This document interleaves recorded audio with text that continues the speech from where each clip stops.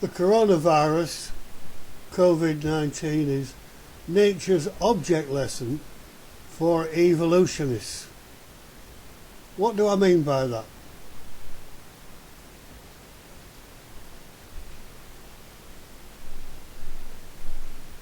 Well, across the world we have popularised the falsehood of atheistic evolutionism, claiming that life forms have arrived by natural selection acting on mutations. But natural selection, which is often thought of as survival of the fittest, acting on mutations, which are just replication defects, never produced a molecule-to-man evolution as falsely claimed by Darwinian evolutionists. Decades of scientific observations and experiments indicate that natural selection, or survival of the fittest, does not produce Darwinian evolution. Rather, as is scientifically observed, it leads to extinctions and deaths. Ironically, Darwin laboured this point that natural selection leads only to deaths and extinctions in chapter 4 of his book, which incidentally the title of this book is misleading, as it deals only in variations and not in origins. Covid-19 is an object lesson demonstrating what really happens when a mutated organism is acted upon by natural selection: illness and death. Our children have been misled by, for instance, the syllabus for biology for GCSE. Know and understand that the combined effect of mutations, environmental changes, natural selection, isolation can produce new species. Variations, yes. New forms of life, no. But teachers tell our children that they must know and learn, for example, that feathers evolved from reptilian scales, despite contrary DNA and fossil evidence, which is to the contrary. Our media and education system has dogmatically popularised the false idea of evolutionism. False prophets of Darwinism have turned people from the truth of Scripture.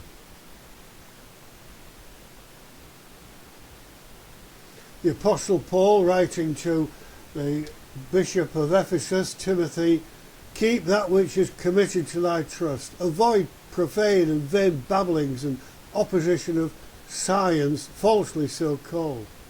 A later version, don't pay any attention to godless talk which sounds scientific but isn't. The Apostle Paul wrote to the Cymric Galatians, be not deceived, God is not mocked, for whatsoever a man soweth, that shall he also reap. If we sow falsehoods, then we're going to reap the consequences. Why do I say Cymric or Celtic? Well, Dr. Joseph Barber Lightfoot, English theologian, Bishop of Durham, chaplain to Queen Victoria and canon of St Paul's Cathedral, delineated this in his commentary on the book of Galatians. The Galatian settlers belonged to the Cymric, of which the Welsh are the living representative. Thus, in the age when St Paul preached, a native of Galatia spoke a language essentially the same as that which was current in the southern part of Britain. Furthermore, as a matter of interest, the Danish linguist and researcher Dr. Anne Christensen wrote of the Cymric Cimmerians, who in fact, she says, were identical with the Israelites deported from northern Israel after the fall of Samaria. The Apostle Paul understood that the Cymric or Celtic Galatians shared Israel's history. Now, brethren, he says, as Isaac was, we are the children of promise.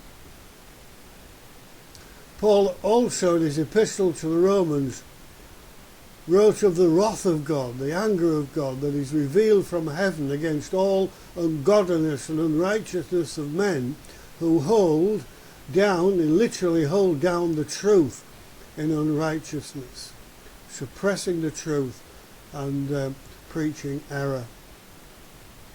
Long before Darwin, it was misguided ancient Greeks such as Aristotle, Anaximander, Heraclitus and Thales who first taught evolutionism, popular ideas at the time of the Apostle Paul, and masqueraded as science. So Covid-19 is nature's object lesson for evolutionists.